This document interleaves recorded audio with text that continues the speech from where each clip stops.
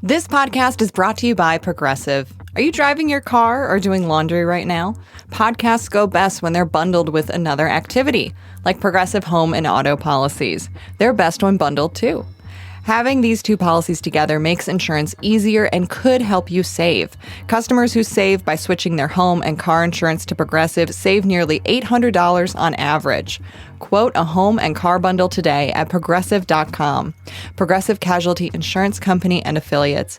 National average 12-month savings of $793 by new customers surveyed who saved with Progressive between June 2021 and May 2022.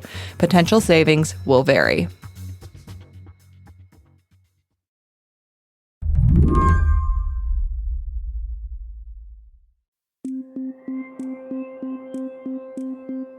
A couple years ago, New Jersey mom Angelica Sharma introduced her baby to solid foods. Banana, sweet potato, avocado, the usual suspects for a 6-month-old. But her little girl, Annika, couldn't keep anything down. She would just start vomiting, projectile vomiting all over the walls. That's Elizabeth Dwoskin, a reporter for The Washington Post, who wrote about Angelica and Annika's story. There was one point where her daughter was vomiting so many times that they used up all of her pajamas and all of her bedding. They kept having to change her, and then she would just vomit again. She went through all their bedding. Angelica, quite understandably, was panicking. She even left her job as a hospital executive to focus on caring for Annika. And she went to many specialists, pediatric gastroenterologists, multiple pediatricians, several gastroenterologists, nutritionists, and no one could figure out what was wrong with the baby. She was still getting breast milk, but it wasn't enough to sustain her. So Angelica turned to her online community. She was on a Facebook group for parents of kids with extreme food allergies, and there she saw an ad for Tiny Health. Not an accident that she saw an ad. A lot of companies like this are doing targeted advertising towards moms in this situation. In this case, it was a very good thing for Angelica. Tiny Health is a company that I discovered in my reporting, which does microbiome testing for kids under 5. The company was founded by a woman whose child also had gastric issues and allergies. Angelica swapped some stool from her daughter's diaper and sent the stool kit off to Tiny Health. And then it comes back with this report. And what Angelica saw was that her baby's gut was overcrowded with this bacteria that's actually a good bacteria normally, called P. vulgaris. But when you have a lot of it, it's bad. The family began working with a nutritionist from Tiny Health who recommended a probiotic, foods like sauerkraut, and exposure to various microbes from animals. And Angelica was so hell-bent on getting her daughter well that she took her every day to the petting zoo so she could pet goats, so she could be exposed to animal bacteria from goats, along with probiotics that were designed for her, various interventions in her diet. And it worked. About 4 or 5 months later, her gut was transformed because they kept doing testing. And today, I think a year or so later, the baby is completely freed of the condition, which is called FPIES. They then diagnosed the condition.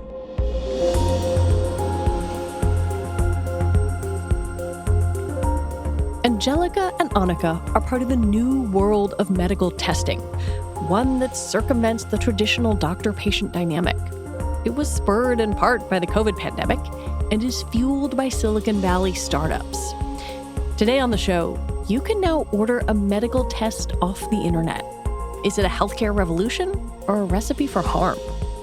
I'm Lizzie O'Leary, and you're listening to What Next TBD, a show about technology, power, and how the future will be determined.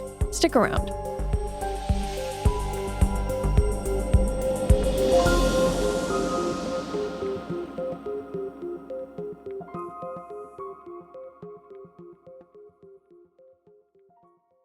Have you heard about Doublenomics? It's okay if you haven't. It's extremely niche and practiced by Discover. Here's an example. Discover automatically doubles the cash back earned on your credit card at the end of your first year with Cashback Match. That means with Discover, you could turn $150 cash back to $300. It pays to Discover. See terms at discover.com/credit card. Whatever you think about the presidential campaign circus, one thing is guaranteed. The U.S. Supreme Court is going to be absolutely central to what happens in the coming election, and they've just released a raft of decisions that reach into just about every aspect of your life, from pollution to air travel, abortion rights, gun violence, and of course, presidential immunity. I'm Dahlia Lithwick, and we just wrapped up our Opinion Palooza series on Amicus, Slate's podcast about the courts and the law, where we break down the weedy details of Supreme Court news to make it accessible to real, smart, non-lawyer people like you. It has been a truly mind-boggling 7 weeks of news from the High Court, and we want to make sure that you understand it all. All of the episodes in this series are now available, and if you become a Slate Plus subscriber, you'll get access to a whole bunch of bonus episodes too, like The Court of King Alito, where we examine how this justice's fondness for flag-waving intersects with how he does his day job. Listen to Opinion Palooza on Amicus Now. That's AMICUS, wherever you're listening now. Before COVID, the idea of swabbing yourself at home for a viral antigen might have seemed far-fetched. But the pandemic accelerated something testing startups have wanted for some time: the ability to walk into a pharmacy or fill out an online form and swab yourself for a wide variety of conditions. It's still hard to get numbers on the industry, but when Elizabeth and her colleagues published their story, the response was massive. My story, I think, on our website has more than 7,000 comments, which is huge. It has tons of people have written into me saying they took some of these tests, that they were curious about these tests, that they saw an ad on Instagram. Instagram and social media are sort of the backbone of marketing for testing companies. We ended up calling it in the story a shadow or parallel medical ecosystem, because most of these tests that are out there are not FDA approved. What kind of things are they saying they test for? I had heard about a company called Everlywell, which is a startup that had raised money, venture capital money in Silicon Valley. And they were one of the very first companies to be able to get authorized for a COVID at-home collection kit. And I talked to the company, and then I noticed, the company sells all sorts of different tests. Like, they have these tests for women's health where you can test 11 key biomarkers around hormones that are known to play important roles in women's health. There's a men's health test where you can measure hormones that affect mood, sex drive, muscle mass. They have metabolism tests, thyroid tests, STD tests, food allergy tests, testosterone tests, cholesterol tests, celiac disease, even a colon cancer screening test that you can order. Allergy tests, food sensitivity tests, heart health. So basically, this was a company that offers menus of tests that you can take without going through your doctor or provider. Is there a sense of just how big this ecosystem is or is going to get in the next few years? Because clearly, based on reading your reporting, companies are pouring a lot of money into this. According to a market research firm, Precedence Research, the home diagnostics market now generates $5 billion annually, and it's expected to double in the next 8 or so years. So it's definitely a fast-growing market. In fact, so much so that the FDA, which for a long time turned a blind eye to regulating this type of testing, is now totally changing their game. And if you look at some of the letters and public letters that the FDA has put out in the last 9 months or so, you'll see that they are saying things like, this market is exploding and it's presenting risks to people and potential harms and actual harms. And we need to regulate it more than we have. At-home testing seems to have landed at a uniquely ripe moment. It's hard to get a doctor's appointment, healthcare is expensive, and trust in the medical system has frayed. Companies behind at-home testing, like Tiny Health or Everlywell, promise a cheaper, easier way to take control of your health. And they get that message out via social media. What I noticed is that they do a lot of influencer marketing. And then once, targeted advertising, the way it works is then I started getting influencer marketing from a lot of other testing companies. So you start getting in your head that you should get some of the tests. And then I saw that the company raised, I think, around $250 million during COVID. So what you could see is that because COVID testing was becoming a big business. You saw that startups saw an opportunity in not just COVID, but the increasing comfort with testing at home, which was a new thing. But now suddenly everyone's done it. So it's like all of a sudden you had this sea change in habits overnight.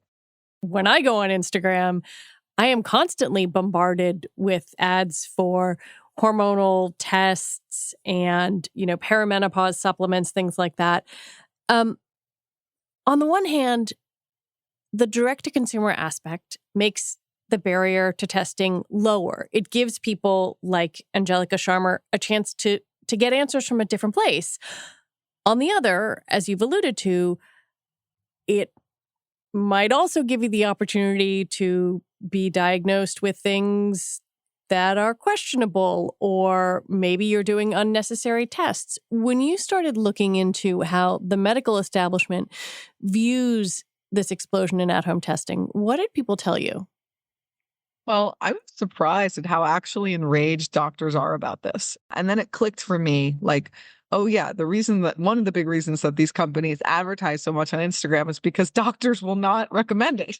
So they have to create this parallel track in order to sell. And it doesn't necessarily mean that everything that they're doing is bad, but the medical system and doctors who have studied the human body, dedicated decades of their lives, over a decade of their lives, all the time that doctors spend to become a doctor and to learn about the body. Well, people who have that lens aren't ready to accept this kind of testing. They would much rather you do it in a doctor's office, and they'd much rather evaluate you holistically.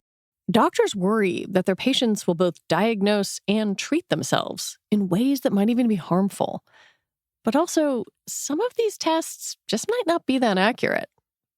Like one big area that maybe you've taken a test for is food sensitivity.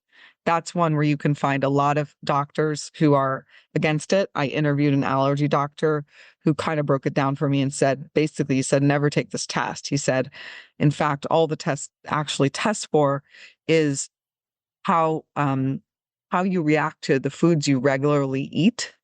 And you may have developed a tolerance to foods you regularly eat. And so certain antibodies are firing because you eat these foods regularly. It doesn't necessarily mean that they're harmful to you.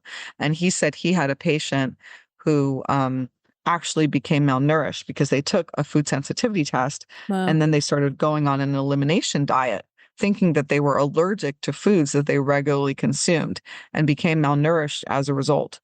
I spoke to another doctor who specializes in women's health and obesity. And she was saying that increasingly in recent years, she has patients that will come in with, she called it menus of tests that they've taken at home, and they want her to look at the results. She says she puts no stock in them. Her quote in the story, which was so good, she said, "I'm not a restaurant. I tell my patients, I'm not a restaurant. Stop looking at these menus. Tell me what's going on with you." She said, if you have an issue, she goes, "I'm just going to reorder the test and do it myself in a lab that I know."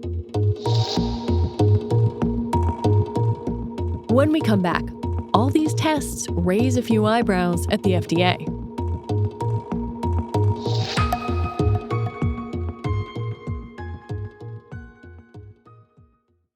Even if doctors are dismissive of many of the home tests, their appeal's easy to see, more so if you're a woman or from a marginalized community.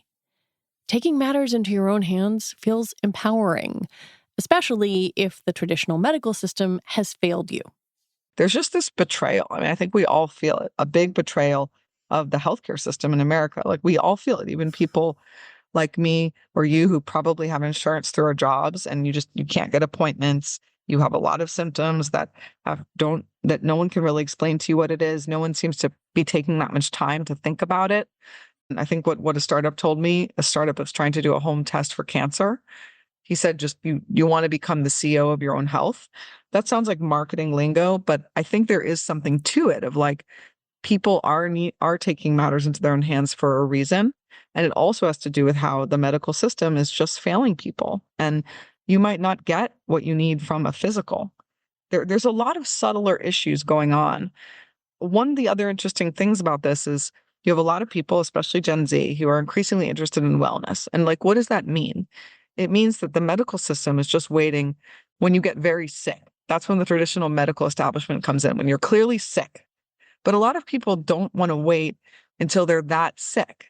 I think about that as someone who is 6 months out from a cancer diagnosis and I'm doing well, but I will go have my updated scans in a doctor's office because I want my oncologist there to read them with me. So in Lucas Springer's world, Lucas Springer is the founder of Clean Card. And in his world, after your cancer diagnosis, let's say you're in remission from cancer, but you need to keep testing whether the cancer is going to come back or not. So you would take a home test.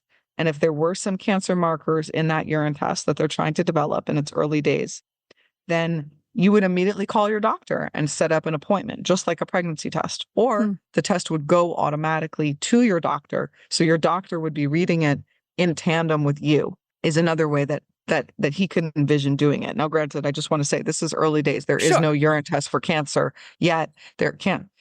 But then it brings up all these questions like, do you want to be finding out if your cancer came back just like while you're sitting on the toilet, like going pee? I mean, I don't know. It seems really scary to me, but the way he said it to me, people used to feel very scared about that way about pregnancy tests. Home pregnancy tests were controversial when they first came out.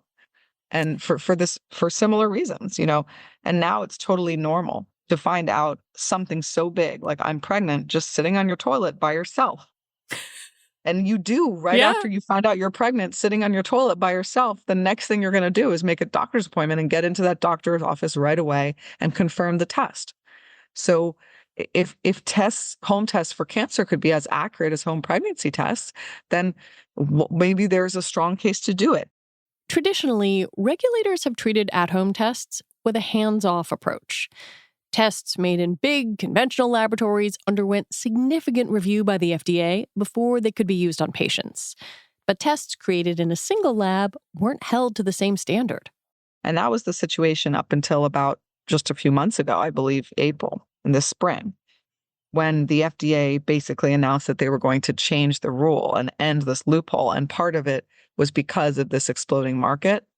In one of the letters from an FDA official, they wrote that they had actually had an example of a company that was offering an independent test for Alzheimer's disease. And the company had actually applied to the FDA for a pre-market review.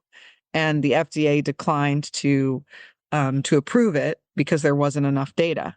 And yet that Alzheimer's test is still on the market, according to the FDA's letter. Like there was no rule, there was no regulation which said that they couldn't, if they didn't get the approval.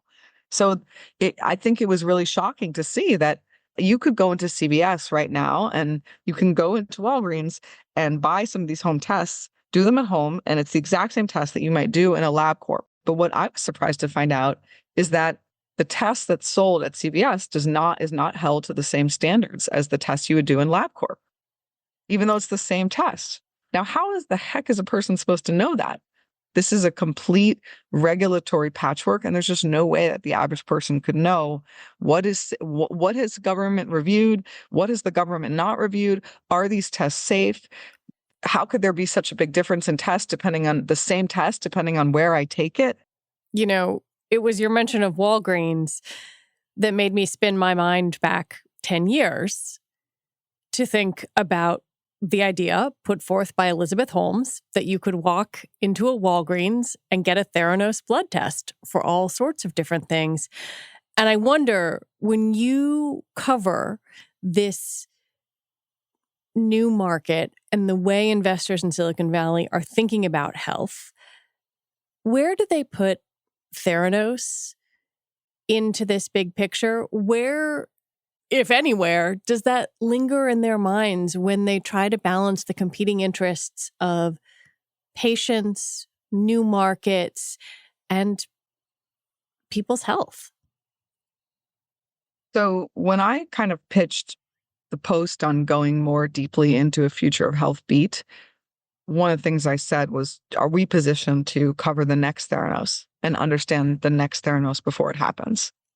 And I didn't find in this first iteration of this big story I did about the exploding market for self-testing, I didn't find a Theranos. I found a lot of warning signs, a ton of interesting warning signs. I also found positives. We found, for example, a lot of thyroid tests on the market, and we found a source in the story who told us that they stopped going to see doctors for their thyroid issues and they just use their home thyroid test to monitor an immune condition. That's a test that right now is just being marketed as a wellness test. Yeah. So like, just take this for your wellness as a lifestyle issue. But we talk to people who are using it for medical issues, and those should have a safety review. And they're making medical decisions based on those tests every day. So I didn't find like the explosive Theranos case, but you don't find that kind of thing overnight as a reporter. You just keep picking away at the issue and learning more, and also learning more about where the cracks are. And what you see is there's a lot of cracks in the system.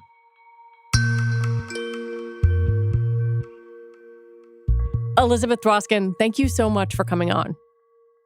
Pleasure. Elizabeth Dwoskin covers Silicon Valley at The Washington Post. And that is it for our show today. What Next TBD is produced by Evan Campbell, Patrick Fort, and Shayna Roth. Our show is edited by Paige Osborne. Alicia Montgomery is the vice president of audio for Slate, and TBD is part of the larger What Next family. And if you're a fan of the show, I have a request for you. Join Slate Plus. It is the single best way to support our work. Just head on over to slate.com/whatnextplus to sign up. All right, we'll be back next week with more episodes. I'm Lizzie O'Leary. Thanks for listening.